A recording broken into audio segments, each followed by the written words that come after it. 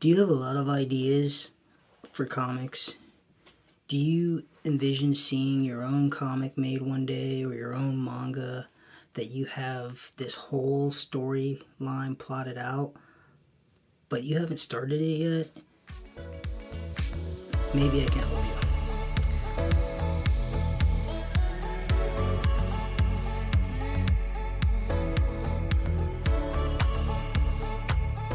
Hi, I'm Chris. Welcome to Panels in Progress, and this is the podcast where I like to go over all things comic related, from the making to the reading and all of that in between. And on today's episode, I'm going to try and help you start making comics. So the last episode, I asked you guys what got you into comics, what made you want to create your first comic, and what inspired you to start creating comics. But first, I'm going to start with my own personal story about how I got into comics. I'm not really sure what came first. Was it cartoons or comics? But I do remember watching Saturday morning cartoons with my sister, where we would watch X-Men, TMNT, Animaniacs, Warner Brothers, Batman Beyond. I might be mixing several years of cartoons, but somewhere along there, I got really into X-Men. And I remember seeing the comics in the grocery stores at that time, and I would beg my mom, please buy me one. I didn't even know, that there was a sequential story going on. I just wanted an X-Men comic, so I got, some random X-Men comic, and at that point, I wasn't really drawing my own stories. I mean, I was just a little kid. I wasn't drawing my own stories, but I was copying the characters and doing a lot of imitation. I had a lot of fun doing that. It was actually my friend Kyle who got me into drawing comics. He saw that I loved to draw and he loved to write stories at the time, so we kind of teamed up. It was my first author-artist duo.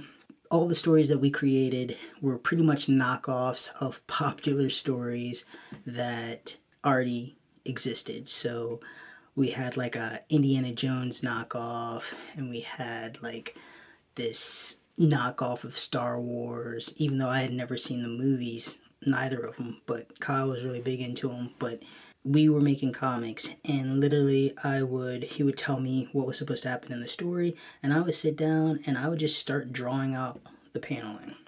Back then, when I was a kid making comics, it was so freeing. I didn't think about everything that goes along with making comics. It's just I had a story that me and my friend wanted to tell. It needed to be drawn, and I didn't think about character designs. I didn't really even know where the story was really going, because since we only worked on it while we were at school, I could only have a page of the story at a time. Literally from page 1 to page whatever, we worked on these comics, and I actually still have a lot of those issues. I think we made 2 or 3 issues, which is a lot for a kid back in the day. I never stopped being interested in the media of comics, but my whole world kind of really changed when this little show, you guys might not have heard about it, but it came on Toonami, and it was called Dragon Ball Z. My friends got me into watching Dragon Ball Z after school, and man, it inspired so much. I didn't even know that there was a manga, just the anime. To me, it wasn't even an anime, it was a cartoon back then, which, let's not get too technical in the details, but what was great about that is that it inspired me to start making my own Dragon Ball Z-like characters. Akira Toriyama definitely inspired a whole generation of artists, and I was definitely one of those. And I made a comic series called, first it was called X Duo, but then it was called X Trio. But I basically had my own type of Goku-like character that had powers, and, had this special hidden ability. It was a complete knockoff with my own twist of drama, of course. But that was the second comic series that I created, which I still have those issues as well. When I made these comics, I didn't think about the characters. I mean, I did think about the characters, but I didn't really go deep into their background.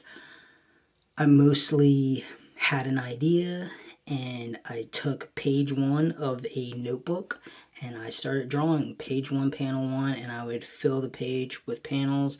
And I mean, every time I look at these old comics, I smile a little bit because of just the pure love and joy that I had while making them, and wanting to see like how many issues I could get out of them. And I think I did like 4 issues, and then there was a spin-off series, and then I did 4 or 5 issues of that.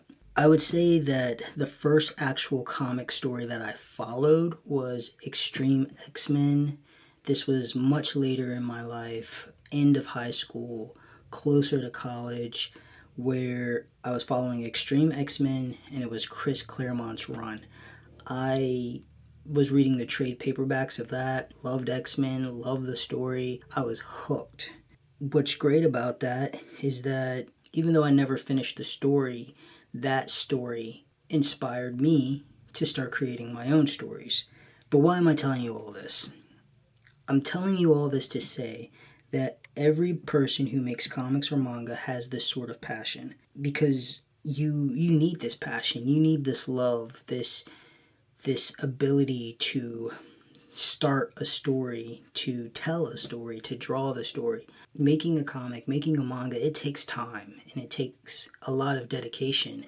What I'm saying is that all of that passion, all of that love, it doesn't mean anything unless you actually start drawing. Imagine if your favorite comic or manga creator never made the story that you love. Imagine not having Dragon Ball Z or One Piece or X-Men or Spider-Man or whatever comic series you're into or manga series that you're into.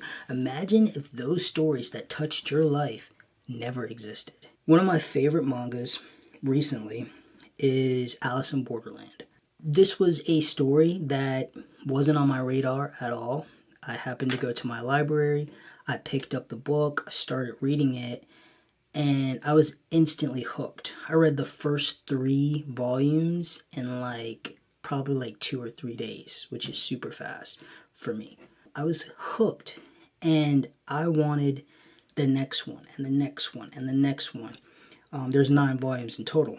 What's funny is I read all of the volumes that were out at the time last year, all 8 volumes, and then I had to wait a really long time for volume 9 to be released, or translated into English and then released. When it finally came out, I was so excited. My wife got it for me as a present, and I read it immediately. It was the completion of the series, and literally to this day, I say that that's my favorite manga because it touched me in a way that I'm going to carry with me for the rest of my life. The things that manga did and said were very meaningful for me. Even though it's a horror manga, there was a deeper meaning to it. And because of that, that's one of the reasons why I want to tell stories. And I'm pretty sure that you have a story just like that. You have a manga or a comic that you read and you still think about to this day.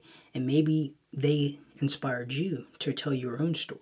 What I'm telling you is that if you don't start telling your story, then the person who's waiting to read your story, it could be their favorite story. Your story could be their favorite. They'll never know about it if you don't work on it. Now, back to that past story a little bit. So after college, I didn't go to college to do comics. That's where I consider myself falling away from my path. I went into college to do, first it was game art and design.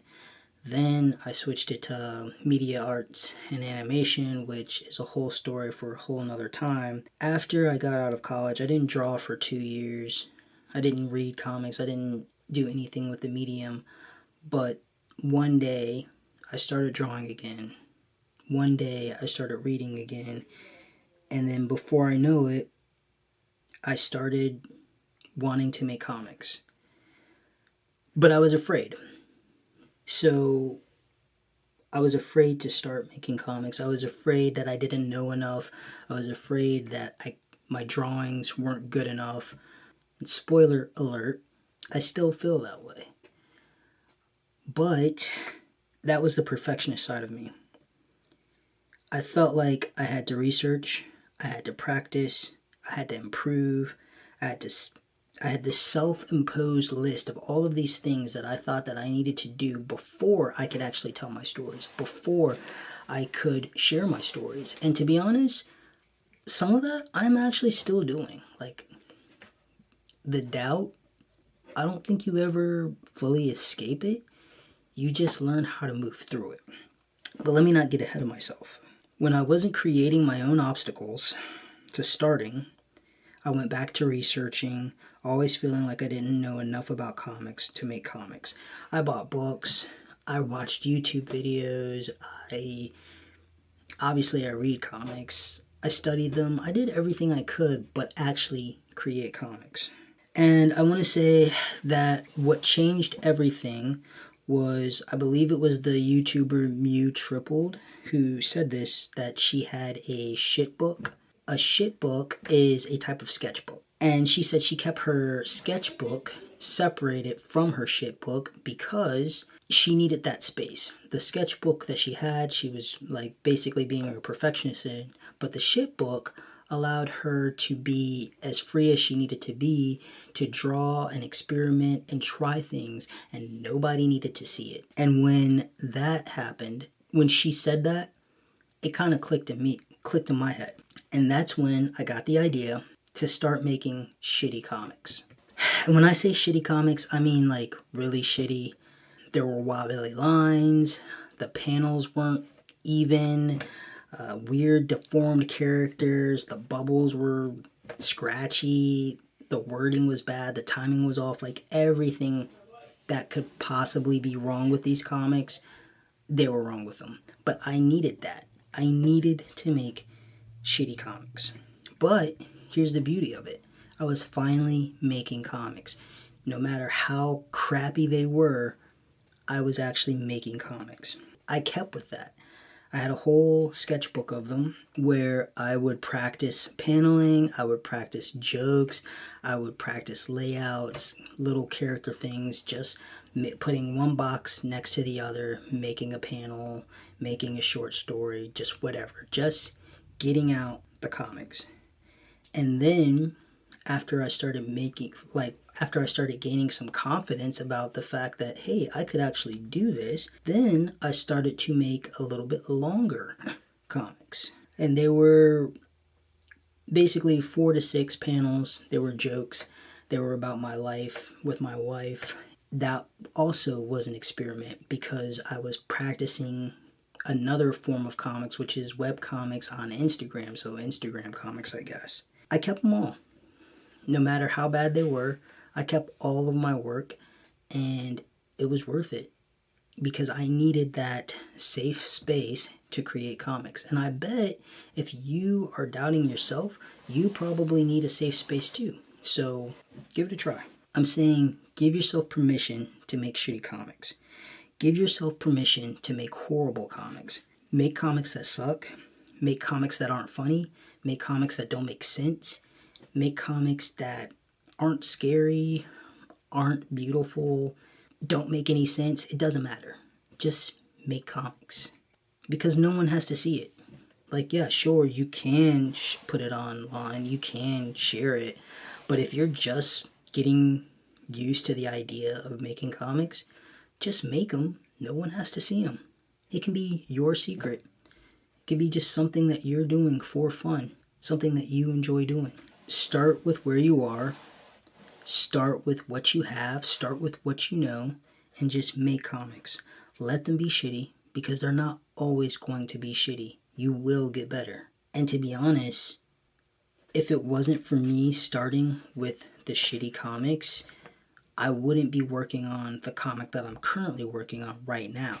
Because literally from the older comics all the way to the Instagram comics, to my webtoons, to this one shot that I'm currently working on, all of it paved the way. And each time I make a comic, the very next one is better than the last. And that's really all you can hope for. That's what everybody hopes for, is that the last comic they made, or the next comic they make, is going to be better than the last one they made.